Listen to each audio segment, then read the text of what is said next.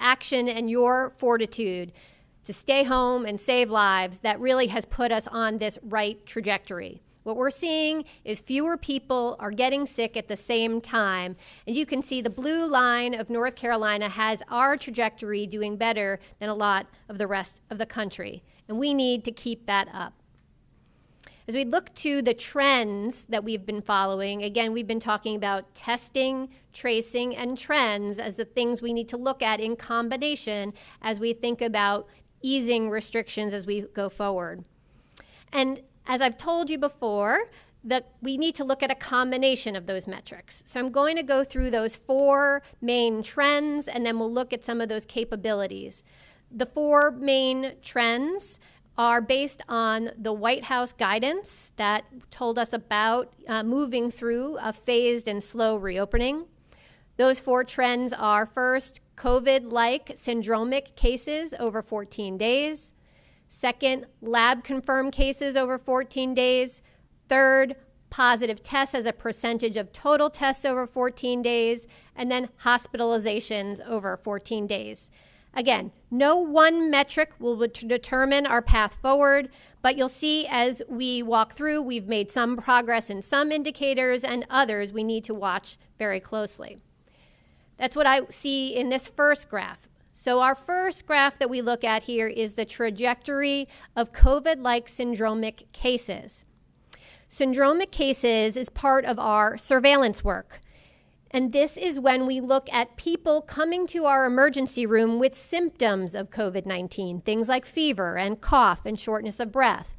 What we're looking at is the percentage of those people coming with COVID-like symptoms as a percentage of the total reasons people come to the emergency room. I draw your attention to the yellow line. What you want to see in the yellow line is right towards the end, our last 7 days, we start to see a little uptick there. We had been trending down from a high peak earlier in the March timeframe, and now we've been slowly trending down, which has been good. But in this last 7 days, we see an uptick. Now, we want to be looking at this metric over 14 days. So if you look at an average over 14 days, we're generally level, but obviously we're going to be following this one closely because this last 7 days sees that upward tick. Remember, there's limitations to every single one of these metrics. In terms of a limitation for this metric, we know this is just looking at people who are coming to the emergency room. And that can be affected by a number of things. And again, it is related to human behavior and why someone comes to the emergency room. Is there the number of new laboratory confirmed cases that we look at day over day? I want to draw your attention to the yellow line. That yellow line is a 7-day rolling average that helps us understand the trajectory we are on. And what you can see in this, while we were slightly level, we have been increasing over the last number of days and weeks. We are seeing an uptick in the number of new laboratory cases we have seen. And in fact, you can see the last blue data point is today. We are announcing 561 new cases today, which is a high for North Carolina. As you can see from this graph, it is our biggest day over day increase in new laboratory confirmed cases. Again, every data point has limitations. We know that we are only capturing laboratory confirmed cases. We know that there's more COVID-19 out in our communities than gets captured by what's in our lab data. And as we test more, which has been our intention all along, we want to increase testing. We know there's more COVID-19 out there, so we know we're going to pick up more cases. So how do we think about an increasing number of cases in the context of more testing?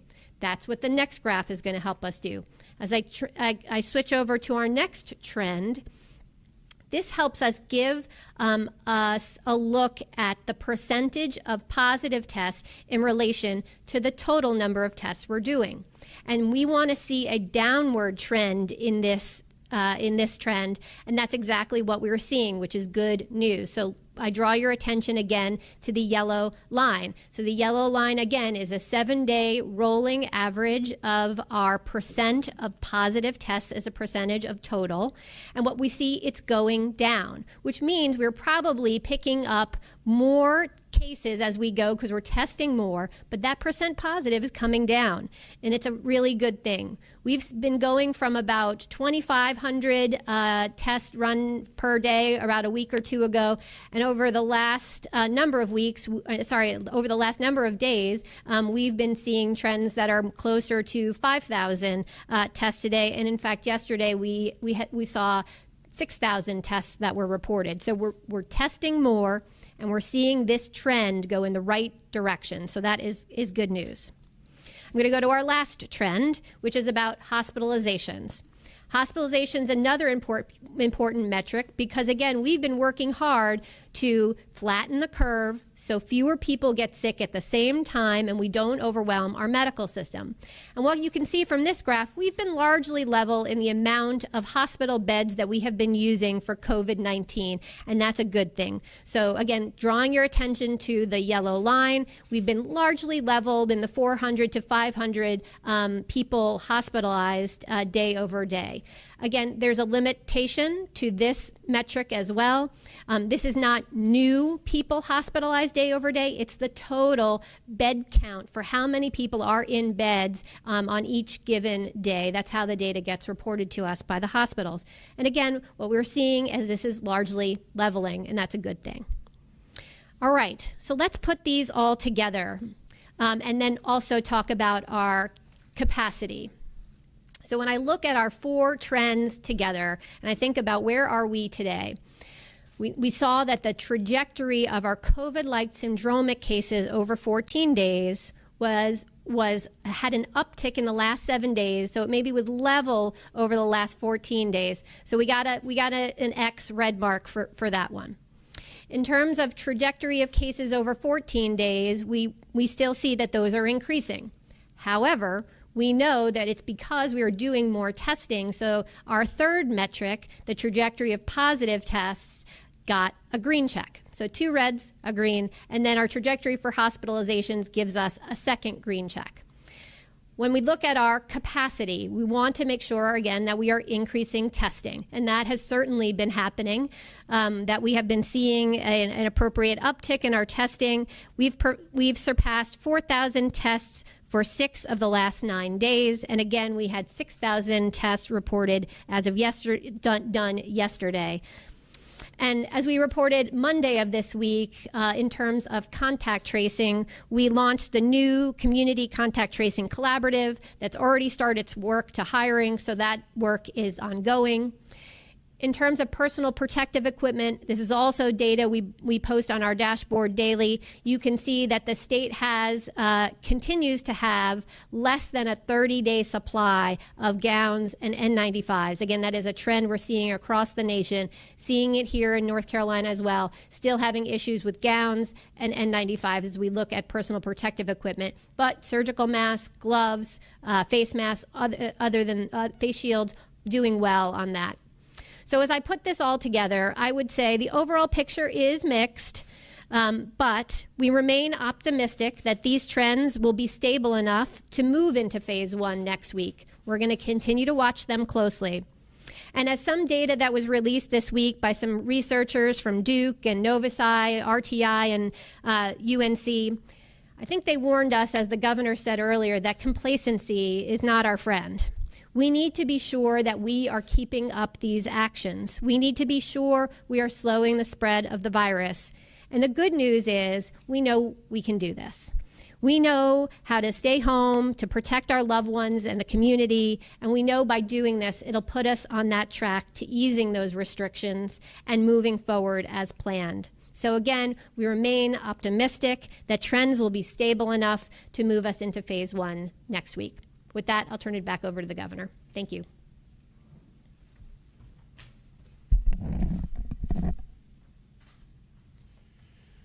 Thank you, Dr. Cohen. It's important that we continue to look at the data and the evidence and the facts to guide our way. And though we know our lives have been forever changed by this pandemic, There are signs of hope.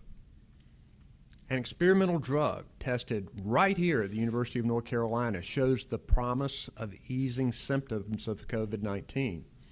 I want to thank the researchers for their work. It shows the importance of strong research and science at our state universities. Learning about new drugs and vaccine development is encouraging, but they will take time. Our job is to do what we know works right now. Keep our physical distance, sanitize, stay at home. I know this is a difficult time for many people, but there is hope and there is a plan, and it is based on data and science and facts. It prioritizes the health and safety of our communities while focusing on ways to jumpstart our economy safely. Doing it the right way will give people confidence in institutions and each other that it is safe to move forward. Along with Dr. Cohen, with me today is our Emergency Management Director, Mike Sprayberry. Our sign language interpreters are Monica McGee and Connie Jo Hutchison. And behind the scenes, as always, Jackie and Jasmine Mativier are our Spanish language interpreters. So now I will recognize Mike Sprayberry. Mike? Thank you, Governor, and thank you for your leadership. Today is day 52 of our State Emergency Operations Center's COVID-19 response. FEMA has initiated a campaign to distribute cloth face masks to North Carolina's critical infrastructure sector workers in places where social distancing is difficult to maintain. FEMA will provide cloth masks to infrastructure workers, mostly in the energy and food sectors, who do not need medical-grade masks for their daily work.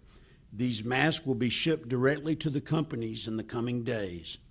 North Carolina Emergency Management will also receive an additional allotment of around 149,000 cloth masks, which will be distributed to workers in the food supply chain.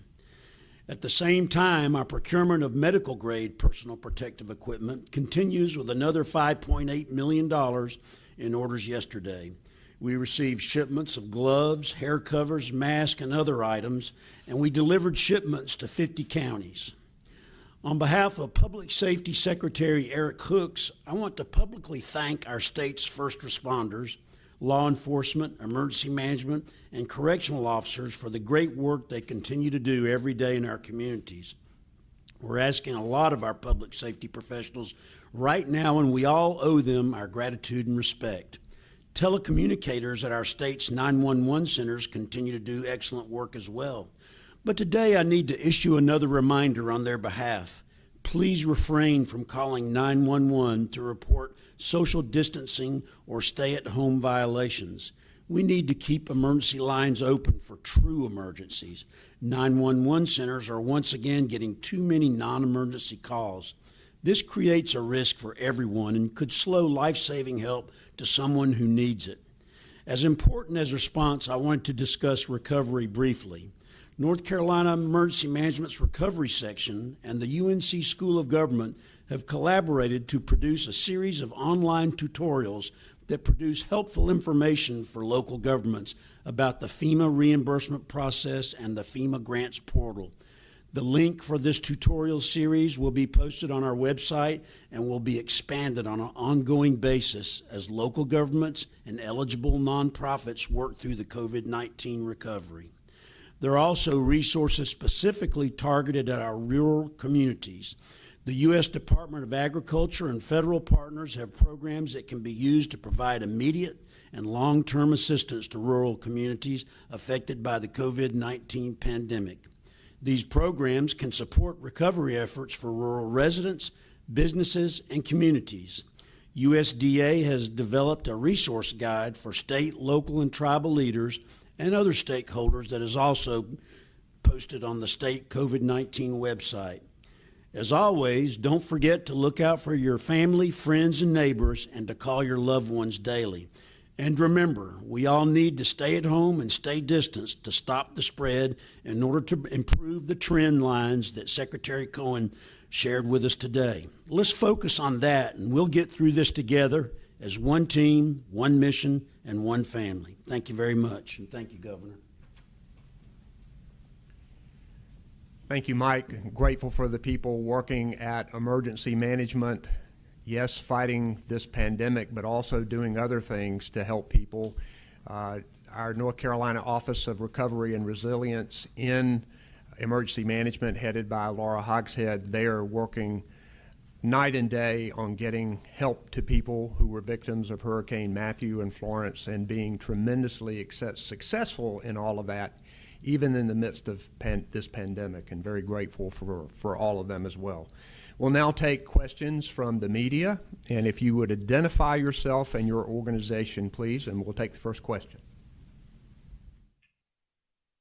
Question will be from Jonathan Drew, Associated Press. Hi, this is Jonathan Drew from the Associated Press. I think this one may be for Director Sprayberry or Secretary Cohen. Can you tell us what the latest numbers are at New CI in terms of positive cases, hospitalizations, and deaths? Dr. Cohen. Thanks so much for the question. I think you wanted to know where our current hospitalizations and our current cases are. So as I look at our trends overall for North Carolina, I see that we have a slight uptick in some of our surveillance data. Our overall cases, while they are going up, we're testing more. So as a package, I think we're basically level in terms of our new cases and where I think our trajectory is in terms of cases and testing. And then our hospitalizations are also level.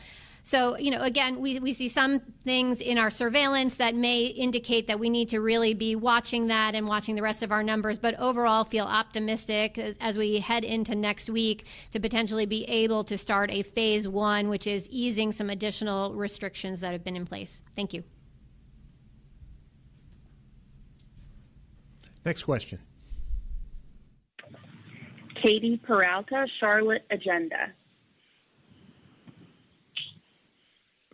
Hey, Governor Cooper, this is Katie Peralta with the Charlotte Agenda. I had a question. I think this is probably for Mandy Cohen about different sort of testing. I'm wondering where the state stands on antibody tests and whether or not that is going to be a metric that the state leans on when it comes to considering certain reopening restrictions. We've spent a lot of our time on diagnostic testing that gives us the information about who has COVID-19 now, and so that we can provide treatment, and it gives us an idea of where we are. I think antibody tests are going to be important as well. We're waiting for good ones to hit the market. Some of them already have, and that kind of testing is going to provide us a broader overview of where we are in this pandemic, and it will be important information for us to know. But Dr. Cohen, if you would want to add something to that, she's good with that. Next question, please. Michael Hyland, CBS 17. Hi, Governor. This is Michael Hyland from CBS 17. Given that the stay-at-home order ends in less than 14 days, is it your opinion that we could begin phase 1 without seeing the 14-day reduction in some of these indicators, and instead simply have to accept that the virus is with us and we may see some kind of sustained level in these indicators going forward? Thanks for that question, Michael. We are hopeful that we can enter phase 1 as the order expires on May 8th. And remember that we talked about these indicators being viewed as a whole and how they affect each other. For example, the number of positive cases, which is something that the White House told us we needed to do over a 14-day period, needing to be in a downward trajectory. We've added the indication of percentage of positive tests, because we know that the more testing we do, which is another criteria that we're looking at and that we're making progress on, the more tests we do, the more positives we're going to have. So the percentage of overall positive tests is going to be an important indicator for us, and that's headed downward. So that's good. And I think one thing Dr. Cohen is worried about are the pre-COVID symptoms that people are exhibiting in our emergency rooms, which is a really early forecaster of potentially more cases of COVID, and it's why she wants to keep an eye on that. But I think we have to look at all of these indicators as a whole before we move into phase one, and I think that we are at this point hopeful that we can. Thank you. Next question. Jonathan Alexander, News and Observer. Hi, Governor Cooper. My name is Jonathan Alexander with the News and Observer. A couple of questions. I'm wondering, how do you respond to communities and businesses who are deciding to defy the stay-at-home orders? And also, when do you anticipate releasing COVID-19 cases by zip code? Well, first, I think the vast majority of North Carolinians are abiding by the stay-at-home order because they care about each other. They know that the sooner we can get our trajectories going in the right direction, the sooner that we can reignite our economy. We have a lot of businesses working now and a lot of people out there working now, but many of them are doing it in a socially distant way and are doing it safely. And so I think that's positive. I have concerns when people are blatantly ignoring rules because it can cost lives. This is truly a matter of life and death. And when people do things to transfer the virus to other people and cause confusion, then that's highly concerning. So we believe that people, for the most part, will continue abiding by the order and will help us as we work through these phases to get back to where we want to be with our new normal and people back at work and children back at school. I do see that for us in the future. We need, though, to make sure that people feel safe doing those things, because you can remove all restrictions, but a lot of people are going to still have concerns about their safety.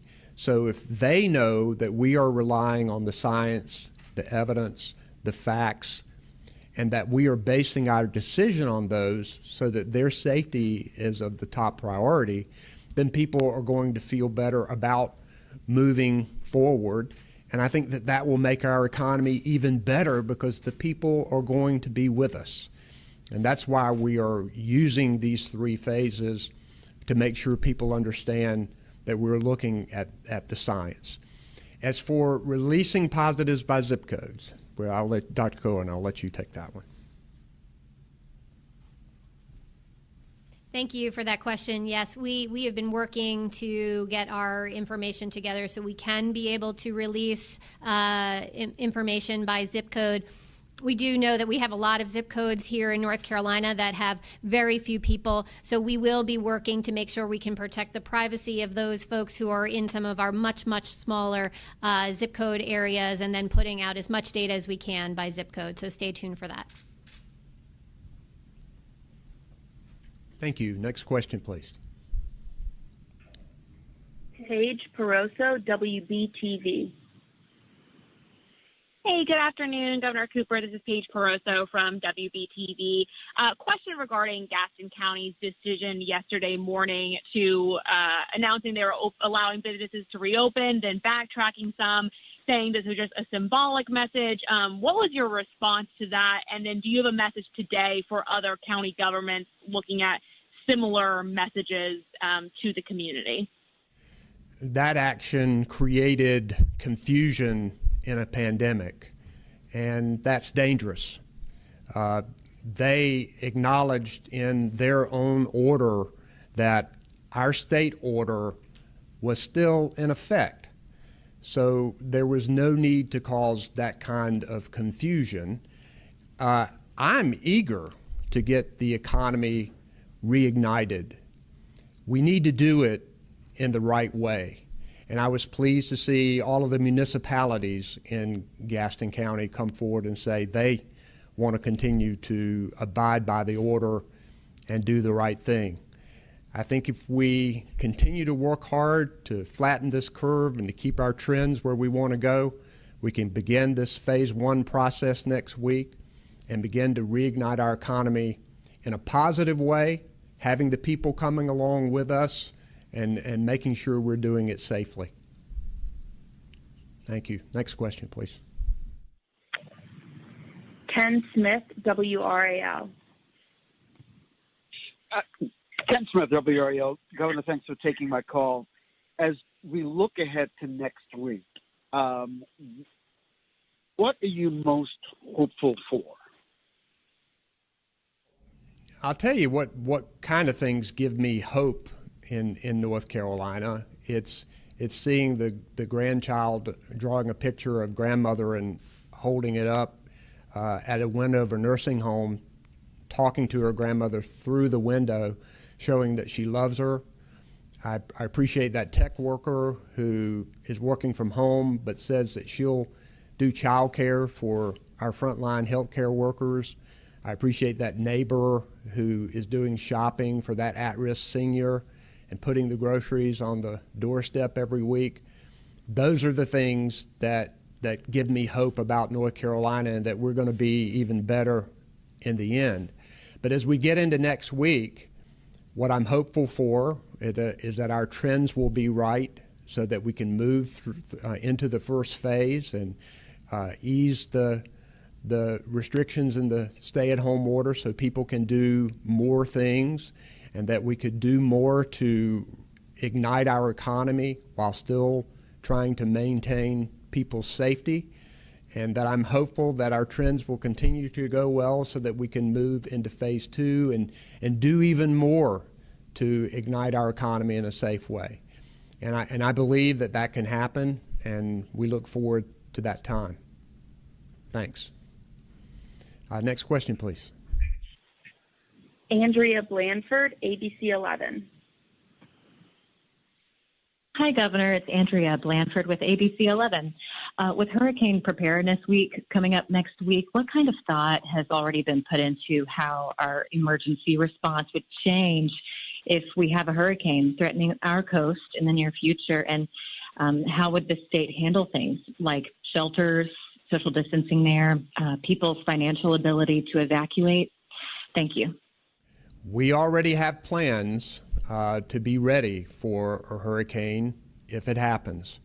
Our Emergency Operations Center has been here through this entire pandemic process, but they're still doing the things that they need to do to get ready in the event we have a hurricane, and to understand that our response would have to be a little bit different, that we would have to think more about protecting our first responders, that we would have to think more about how we shelter people, knowing that people gathered in one place can cause significant problems for spreading the virus.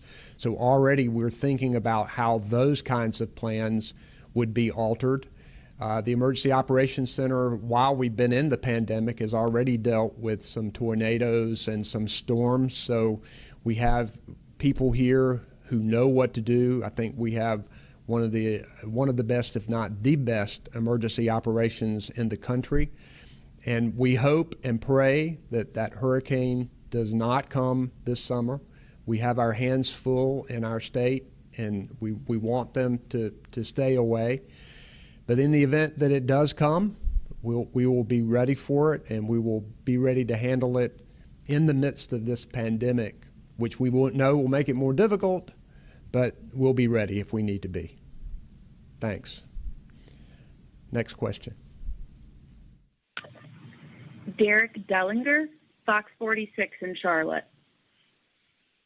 Yes, this is Derek Dellinger with Fox 46 in Charlotte. I have two questions, and more specifically for Dr. Mandy Cohen. We heard that number, 10,509 cases. Is that the number of cases that are actively within the state, or how much of that are those that have recovered from it?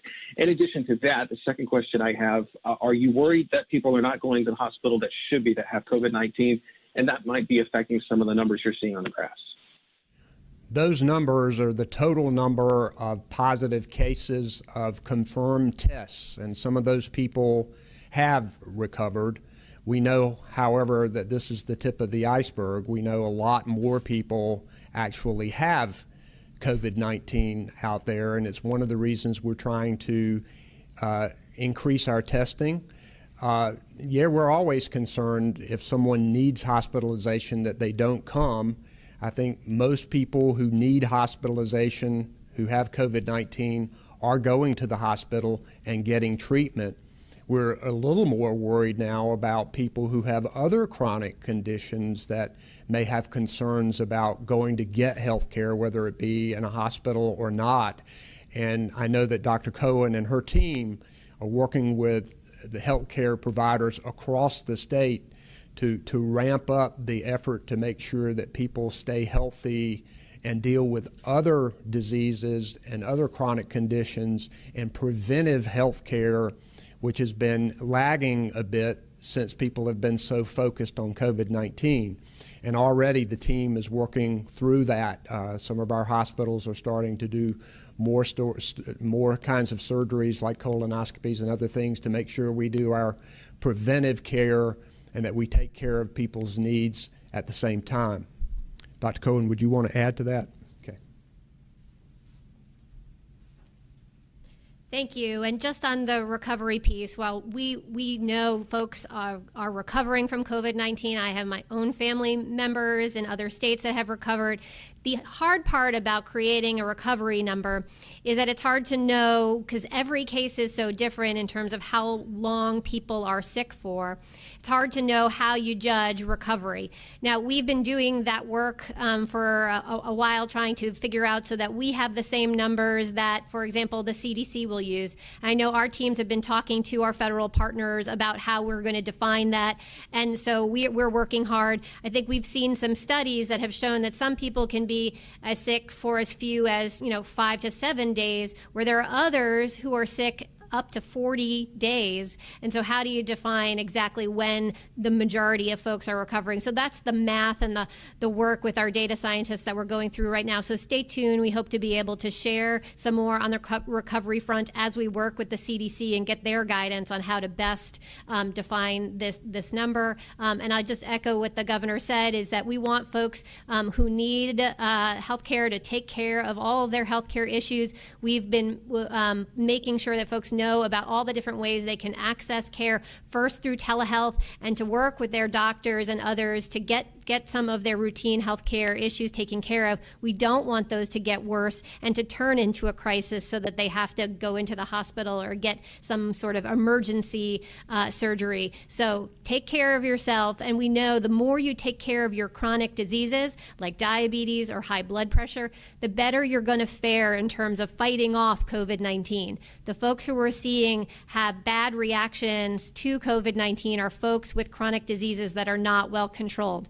So if you have diabetes, this is never a better time to talk to your doctor, getting your sugar under control, making sure you're taking your blood pressure medicine every day, and making sure that all of us are eating well, getting our exercise. So take care of yourself and stay home to save lives. Thank you. Thank you. Next question. Kenwin Karana, Greensboro News and Record. Hi, thank you for taking my call. This is Kenwin Karana with the News and Record in Greensboro. I was wondering, when does the state anticipate testing staff and patients at all nursing and assisted living homes, and how does that rank in priorities for broad COVID-19 testing when that's available? Thank you. We're doing everything we can to ramp up the total number of tests, and obviously confined living facilities like nursing homes are a place where we want to go in and test. If one person is positive, we want to be able to go in and test everyone. And I think testing in our nursing facilities would rank very high on making sure that staff and patients there are tested. And Dr. Cohen, would you want to add a word or two? Yes, thank you, Governor, and thanks for the question. Yes, so we have been working closely with, if a skilled nursing facility does have an outbreak, 2 or more cases, our local health departments have been working with folks to make sure we can test everyone already. So that is already happening, and we're working with folks to do that kind of testing. We have to remember that testing is a moment in time, right? It's going to give you information about, do you have COVID-19 virus in your body right now? So then you have to think about, well, what is the time period at which you need to repeat that testing? So we want to make sure we are still focused on testing folks that may have had exposure. So when we see a nursing home with an outbreak, 2 or more cases, we know there's been an exposure. And so that's why we go in and test. We want to be sure that we are still tracking to those exposures. Otherwise, we won't know how often do we do repetitive testing. And so we are still continuing to prioritize testing to those who have had exposure, to our frontline healthcare workers, and particularly our hospitalized patients and others. So we'll continue to prioritize that testing, but it will be focused on outbreaks as it is already. Thank you. Thank you. Next question, please. Our final question today will be from Kim King, WLOS. Good afternoon, Governor. I'm calling from Asheville, WLOS. We have received so many emails from people who are unemployed. They cannot get through on the 800 numbers, both the unemployment benefits 800 number for North Carolina and the federal CARES number. How many people do you have taking calls, and what is your plan to try to help these folks? They are crying to us for help. It is unacceptable for a person who is unemployed to not be able to get through. And I have ordered the Employment Security Commission to increase the number of people who are handling telephone calls and increase the capability online to take claims. We have getting close to 400,000 people who have been paid claims and getting close to $1 billion having gone out already. But there are a lot more people who need to get paid and to have their calls answered and to make sure that their claims are taken care of. Every one of these claims represents a family on the edge, and they need to be attended to as quickly as possible, and we're going to see to this. This is a problem that's nationwide, because you have to remember this is something they're dealing with 100 times the amount of claims that they had before, but they're making progress. They're putting more people in the call centers, and they're going to continue to push into next week to hopefully get all of these claims taken care of soon and to get people the money as quickly as they can get it to them. Appreciate you guys joining us today, and we look forward to coming back again and updating you. Thank you. This was a special report from WCNC Charlotte.